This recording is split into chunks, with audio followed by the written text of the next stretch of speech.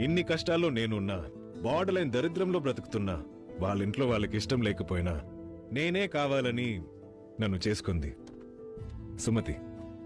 నా బలం, నా భార్య. ఒక రోజులో ఒక అరగంట నాకు నచ్చినట్టు గడవలేదు.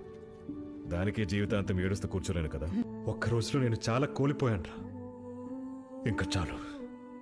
ఇంటికి మాత్రం గెలిచే వెళ్తాను.